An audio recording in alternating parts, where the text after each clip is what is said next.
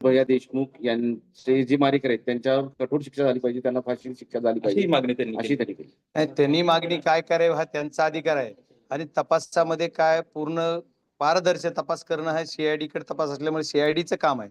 पण आता आपण सर्वजण माध्यमाशी बघतोय तर ते एवढा 23-24 दिवस डिक्लेअर करायला का लागले? जर तसं होतं तर मग पहिल्या क्षणालाच करायचं ना. जे 11 तारखेला गुन्हा झाला, आज 20 दिवस झाले, 20-22 दिवस गुन्हा जो खंडणीचा होऊन त्या दिवशी त्यांनी डिक्लेअर करायचं ना. मग बाहेर कशाला पळले?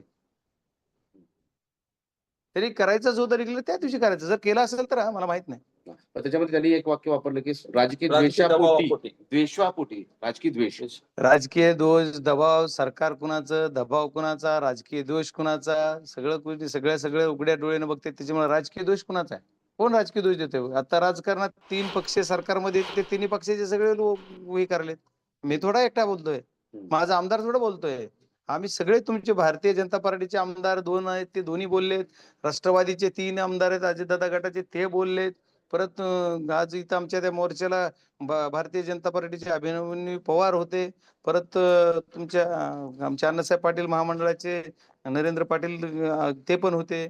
एवढे सर्व लोक, सर्व पक्षाचे लोक बोलतात ना. मग कुणी? मग ह्यांच्या पक्षाचे लोकही बोलतात ना. मग ते राजकीय दोष त्यांचा आहे काय? मग त्यांचे मिळणं आहे काय? पण त्यांनी तर असं म्हणलं की खंडणीचाच खोटा गुन्हा दाखल झालेला आहे. आणि दुसरा विषय असा आहे की तुम्ही सगळेजण असं म्हणताय की या खुनाशी संबंध आहे. तर ते जर नाही, आम्ही म्हणतोय नाही तपासा तुम्ही, असं आम्ही म्हणतोय. आम्ही म्हणतोय की तुम्ही तपासा हे सगळं. कारण यांचे जी कॉल आहेत 6 तारखेला ह्यांनी कुणाला कॉल केले, पोलिसला का कॉल केले, यांचे का कॉल झाले, हे सगळे तपासा. यांच्या सर्व जी प्रॉपर्टीज या कदर ह्यांनी खंडणीचे जे सगळे यांच्या प्रॉपर्टी रिटर्न्स बघा सगळं. मी बरंच बोललोय काल. आणि मी आज मीडियाला प्रेस पण घ्यायची मला, त्याच्यानंतर आपण बोलणारच आहे बरंच काही. आता पुरतं एवढं ठीक आहे.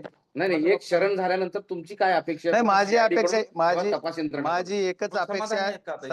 तपास यंत्रणेकडून माझी एकच अपेक्षा आहे की हा जो आरोपी म्हणून आता शरण आले, अटक झाली, त्यांनी व्हिडिओ ट्विट केला, हे तुमच्याकडून कळतंय. तर या सगळ्या गोष्टीमध्ये सीआयडी यंत्रणेने एकच केलं पाहिजे की यांची लिंकिंग.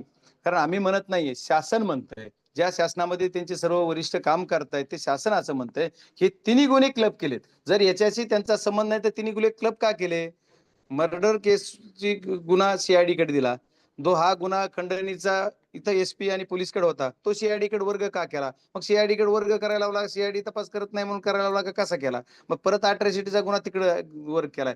तिन्ही गुन्हे क्लब करून तपासणी चालू आहे. याचा अर्थ याचा परस्पर कुठंतरी संबंध असला पाहिजे आणि त्याच्यासाठी त्याची तपासणी कसून चौकशी झाली पाहिजे. इथं साधं थापड तुपड दिली तर एलसीबी उचलतंय, काय काय करतंय. मग एवढे दिवस पुण्यात होते तर मग ते आले कसे नाही, सापडले कसे, खूप मोठे मुद्दे त्याच्यात. मग एवढ्या गोष्टी सगळ्या ह्या दूध का दुधावर पाणी का पाणी तपासात सीआयडी करत. मात्र यामध्ये तुम्ही हत्येचा गुन्हा दाखल करा, अशी मास्टर माइंड वरती हत्येचा गुन्हा दाखल करा अशी मागणी काल मी कालपासून नाही, पहिल्या दिवशी पहिल्या क्षणाला मी जी बाईट दिली तेव्हापासून म्हणतोय. आणि मी ज्या दिवशी आदरणीय शरदचंद्रजी पवार साहेब आणि आम्ही ज्या दिवशी भेटायला गेलो त्या दिवशी त्या संतोष अण्णा देशमुख